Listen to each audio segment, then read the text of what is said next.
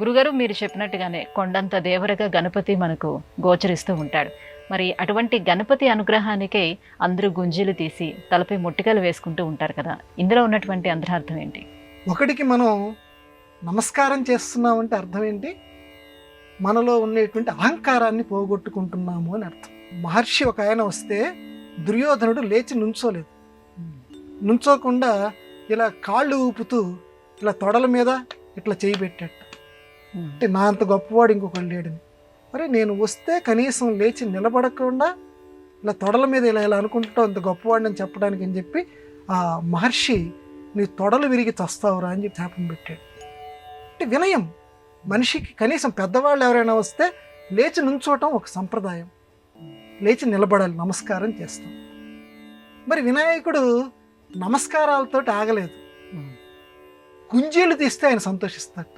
నమస్కారాలకి సంతోషిస్తాడు, గుంజీలు తీసినా సంతోషిస్తాడు, గుంజీళ్ళకి ఇంకా బాగా సంతోషిస్తాడు, మొట్టికాయలు వేసుకుంటే ఇంకా సంతోషిస్తాడు.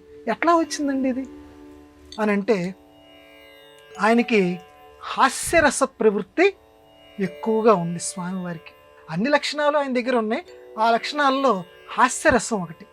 ఇప్పుడు బాగా పెద్దవాళ్ళు ఎవరైనా సరే, కొంచెం లావుగా ఉన్నటువంటి వాళ్ళు కానివ్వండి, ఎవరైనా ఒక్కసారి గుంజళ్ళు తీయాలంటే ఒక్కసారి ఊహ చేద్దాం మనం. స్వామివారి ముందు అలా నిలబడి ఒక్కసారి ఇలా గుంజీలు తీయడానికి ఆ చెవి ఈ చెవి ఇలా పెట్టుకున్నారనుకోండి, ఇలా పట్టుకొని ఇలా గుంజీళ్ళు తీయడానికి మొదలు పెట్టాడు అనుకోండి, సహజంగా చుట్టుపక్కల ఉన్నటువంటి వాళ్ళం కొంత నవ్వుకుంటాం. వినాయకుడు కూడా చాలా సంతోషిస్తాడట. ఎందుకండి ఆయన ఈయన్ని కష్టపెట్టినప్పుడు ఆయన ఎందుకు నవ్వుతున్నాడు, ఆయన ఎందుకు సంతోషిస్తాడు? ఇలా గుంజీళ్ళు తీయించడం అంటే కనీసం ఒరే నువ్వు రోజువారీ, అంటే మన ఆధునిక జీవితాన్ని సమన్వయించారు, నువ్వు రోజువారీ కనీసం ఎటువంటి పరిశ్రమ ఈ శరీరానికి నువ్వు చేయటం లేదు. కనీసం ఈ గుంజీళ్ళు తీయటం వల్ల అదొక పెద్ద ఎక్సర్సైజ్ కదమ్మా. పైనుంచి ఇలా కిందికి అలా కాళ్ళని అలా మడిచి కిందికి రావటం అంటే ఇలా రకంగా నువ్వు రోజు కొంచెం సేపు అయినా ప్రయత్నం చేస్తే నీ శరీరానికి ఏవైతే అవలక్షణాలు ఏవైతే ఉన్నాయో ఆ అవలక్షణాలన్నీ పోయి నీ శారీరకంగా నువ్వు ఆరోగ్యం నీకు సమకూరుతుంది.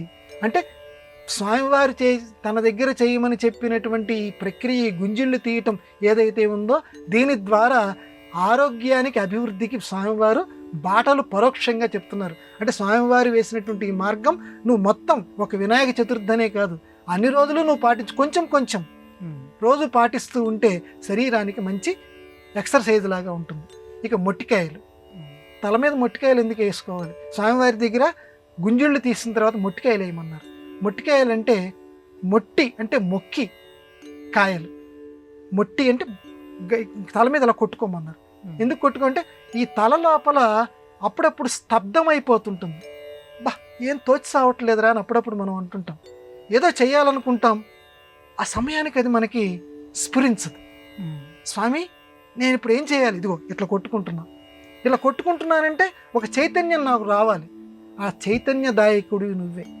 అంటే ఏది మంచి ఏది చెడు నాకు ఇవాళ ఒక్కరోజే కాదు, గణేష్ చతుర్థే కాదు, ఈ సంవత్సరంలో ఎప్పుడైనా సరే ఏది మంచి ఏది చెడు నాకు చెయ్యాలని ఒక విచికిత్స నాకు వచ్చినప్పుడు స్వామి నువ్వే దగ్గర ఉండి ఆ స్ఫురణ నాకు కలిగించు.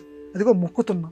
ఈ మొట్టి కాయ, ఈ కాయని పండు చెయ్యి, అది మొట్టికాయ. మొక్కి కాయ మొట్టి కాయ అయింది, అది పండు కింద నువ్వు చెయ్యినాయన అంటే నాకు మంచి ఫలితాన్ని నువ్వు నాకు అందచేయని చెప్పటానికి మొట్టికాయలు కొట్టు. అంతేగాని నీ శరీరాన్ని పటపట కొట్టుకోమంటే దాని వెనకాల ఉన్నటువంటి అంతరార్థం ఇది.